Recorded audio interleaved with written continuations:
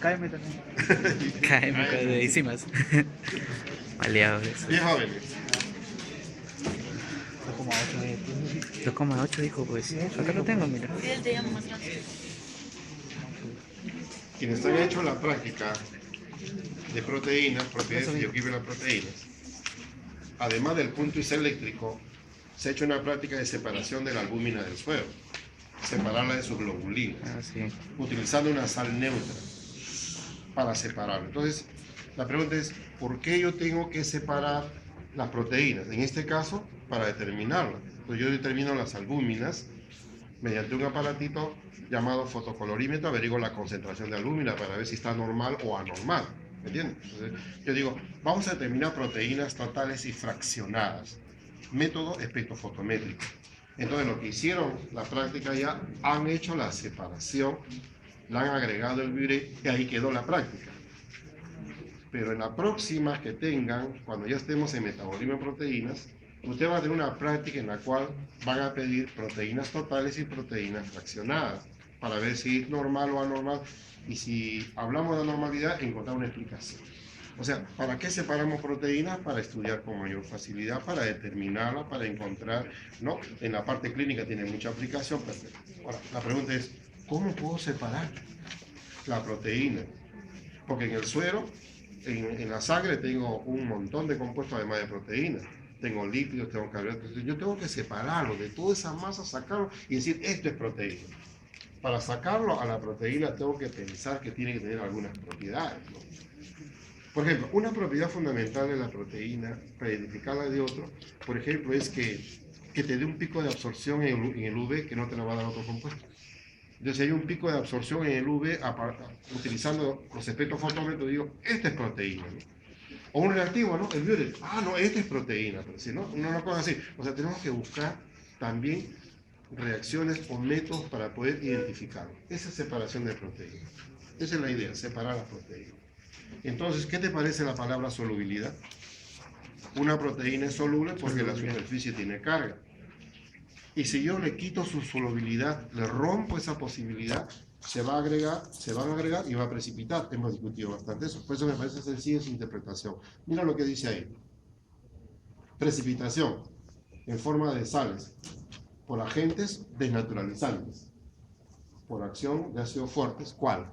El ácido tricloroacético es muy usado. El ácido tricloroacético es bastante usado en realidad.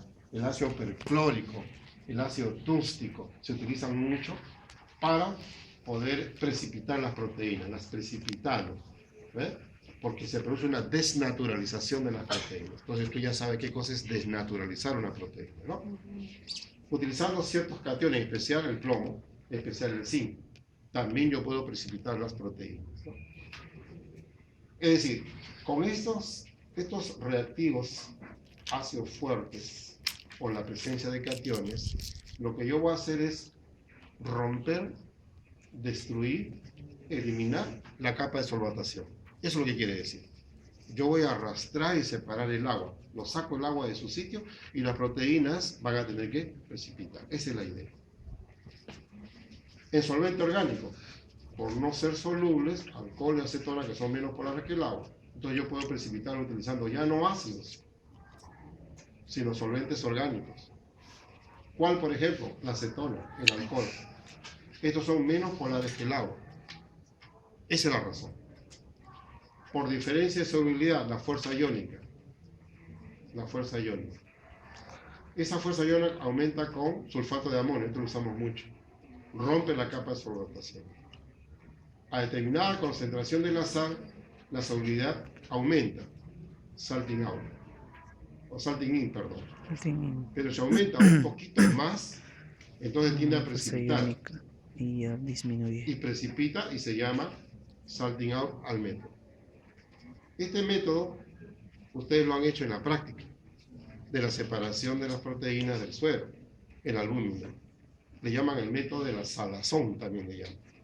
El salting in está soluble, el salting out precipita. Entonces, cuando a mí me dicen, tengo un homogenizado de hígado, por ejemplo, que estoy estudiando, quiero separar las proteínas, y en la metodología me dice utilizar para la precipitación utilizar sulfato de amonio al 38%. ¿Qué me está diciendo eso? ¿El salting in o salting out? 8%.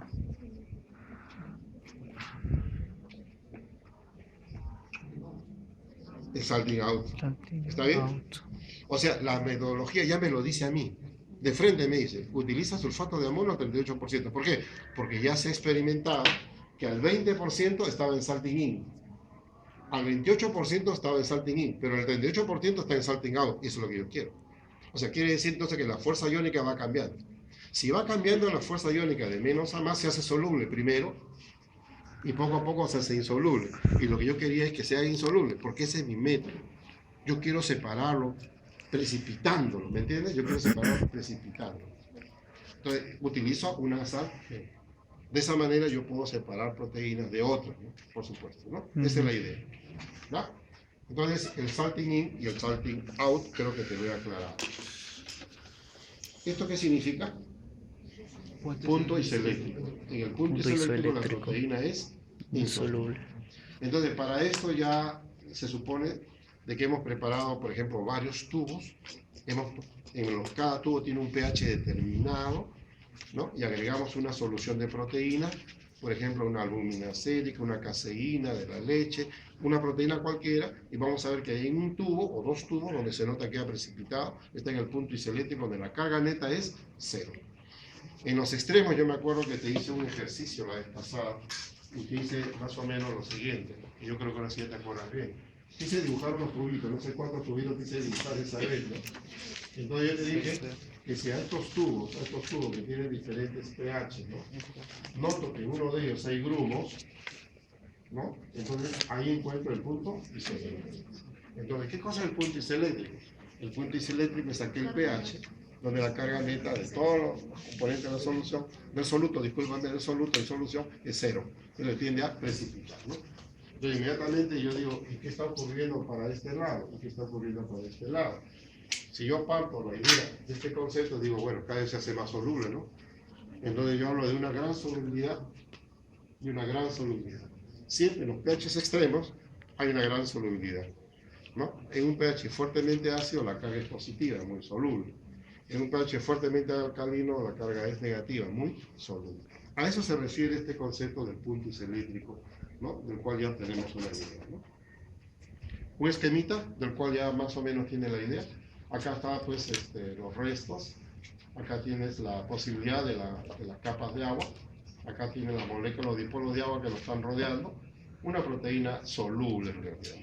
Entonces, si el ácido tricloroacético me arrastra esta molécula de agua, si el sulfato de zinc me arrastra esta molécula de agua, se está rompiendo la capa de solvatación. Y esta molécula se va a unir a otra vecina y a otra vecina y a otra vecina y va a precipitar, ¿no? Esta es la idea del esquemita que acabo de señalar. Un esquema para que tú lo interpretes lo que te he conversado. Por favor, interpreta este gráfico.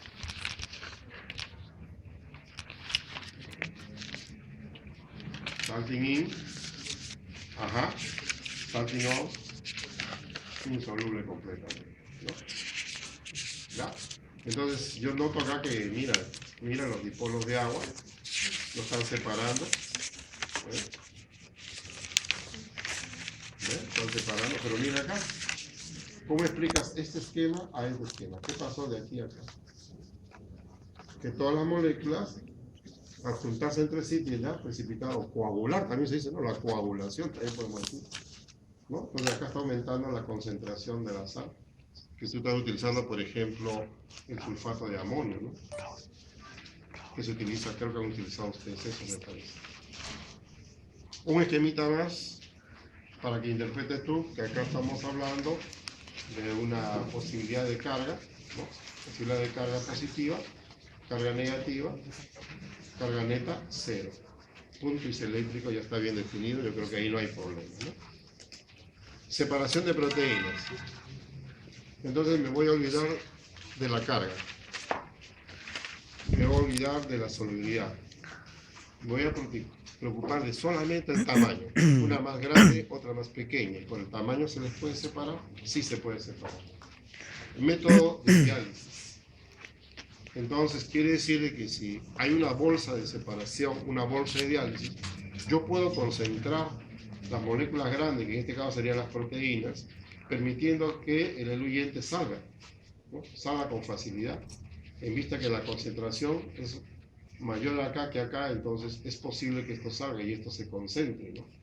Entonces yo tengo acá en este esquema una concentración muy alta de la muestra de diálisis, y acá tengo en el buffer tengo una concentración más baja, entonces es posible que las moléculas que están en la bolsa de diálisis se concentren porque voy a sacar los compuestos que estaban contaminando, entre comillas, la solución. Yo quiero tener solamente estas moléculas. A eso lo llamamos el fenómeno de diálisis. A través de una membrana semipermeable, una membrana de colodión, una membrana de celofán, pequeñas moléculas pueden ser removidas de una solución de proteínas, como vimos en el esquema. Cromatografía por exclusión molecular. Entonces, nuevamente, si yo digo exclusión molecular, me voy a preocupar no de la carga, sino solamente del tamaño. Que una es grande y otra seguramente es mediana y otra más pequeña. Entonces, quiere ver, se refiere que a una columna de un polímero tipo carbohidrato hidratado, en forma de pequeñas esferas de 1/10 de milímetro de diámetro, retiene moléculas pequeñas momentáneamente y las grandes eluyen con facilidad. No entendí nada. A ver, cromatografía por exclusión molecular. Exclusión molecular. Quiere decir que yo te voy a separar, pero yo te voy a segregar. ¿Pero por qué te segrego? Porque eres muy grande, pues. ¿Entiendes? Si una molécula es pequeña, las grandes van a ser eluidas rápidamente. Mediante este método, las pequeñas las retengo y las grandes, chao. Por lo tanto, las grandes van a ser captadas en un primer momento. Entonces, yo tengo una columna donde voy a separar proteínas de diferente tamaño. Lo que primero va a salir de la columna gota a gota es la más grande y las más pequeñas van a quedar retenidas. ¿Se entendió mejor? Eso es exclusión. Eso es tamiz molecular. Es el método de Cefadex que lo utilizamos porque el Cefadex es el producto comercial que se utiliza. Entonces, como es tan común, como decir, voy a tomar una cola, ¿no? Es tan común, entonces nos quedamos con ese término de Cefadex, ¿no? De los Cefadex, cuando vamos a comprar nosotros Cefadex, pedimos Cefadex, ¿de qué tipo? ¿25, 50, 100, 200? De 25, por favor. De 50, por favor. ¿Qué me quiere decir un Cefadex de 25 o de 50? Que me va a separar determinados tamaños moleculares. Si yo sospecho que es una proteína compleja, grande, inmensamente grande, si yo sospecho que lo que estoy estudiando es una molécula, ¿no? Una proteína oligómero, entonces pido una de 100, trabajo con una de 100. Todo está en relación al tamaño. Entonces, un tipo de microorganismo produce un polisacárido, ese polisacárido se ha obtenido y de ahí se formó pues, el término comercial de Cefadex. Esta es la columna, pero tú estás acostumbrado a ver otra columna, la que necesitas en química orgánica. Entonces, esta columna que tú no has visto está de acá. Esta es tu columna. Esta es tu columna. Entonces, acá vas a tener la posibilidad de colocar la solución de proteínas. Entonces, acá vas a tener moléculas grandes y moléculas pequeñas, seguramente. Y luego, con el eluyente, vas a tratar de que esto pase. Y acá tiene que ir cayendo gota a gota para ser recibido en un tubo. Esa es la idea. De acuerdo a la definición, ¿quién sale primero? La grande. ¿Quién quiere retener? El polisacárido obtenido de este leuconócito. Ese polisacárido, cuando se rehidrata, tú compras el Cefadex un polvito, pero cuando le agregas la cantidad de agua que te indica, entonces al hidratarse forma curiosamente esferitas. Forma esferitas cuyo diámetro te mencioné ahí. Pero te saco una esfera acá y esa esfera es una red de polisacáridos. Es una red. Y al hacer una red son poros. Por lo tanto, acá va a quedar retenida la pequeña, pero la grande va a pasar. La grande no se queda. Ese es el método sencillísimo, llamado tamiz molecular, llamado de exclusión molecular, llamado de Cefades, donde se prepara un gel que al ser hidratado, repito, al llegar al gel, se forman esferitas, como está en el esquema ahora, acá. Entonces las moléculas rojas son grandes y las pequeñas amarillitas quedan atrapadas. Lo primero que va a salir sería esta molécula externa. ¿Me entiendes? Entonces, el solvente va a caer por acá, va a arrastrar, y lo primero que sale, de acuerdo al tubito acá, lo primero que sale sería, pues entonces, la molécula grande. Entonces yo te pregunto, ¿cómo yo sé que estas gotitas que está cayendo acá contiene proteínas? De repente es solamente el disolvente. ¿Cómo puedo demostrar que esta es proteína? Por la práctica que han hecho ya. Utilizo un reactivo para determinar proteína, el reactivo de Buret. No tengo reactivo de Buret, pues no quiero usar Buret. Pues. ¿Cómo determino entonces? La primera práctica que todos los han hecho se llama espectrofotometría. ¿Qué hace? Esta solución lo lleva a un tubito especial y lo pongo en el aparatito. Y el aparatito tiene que determinarme un pico de absorción. Entonces yo te pregunto, porque ya te lo expliqué. Todos han hecho la práctica de espectrofotometría y todos saben que hay un botoncito para buscar la longitud de onda. Entonces, si yo quiero demostrar que hay proteína, ¿a dónde lo pongo ese rotor que lo voy a mover? ¿A dónde lo pongo? ¿Qué lambda lo pongo? ¿A qué lambda lo pongo? ¿A qué longitud de onda lo pongo? 460, 420, 380, 740, 600. ¿Cuánto le pongo?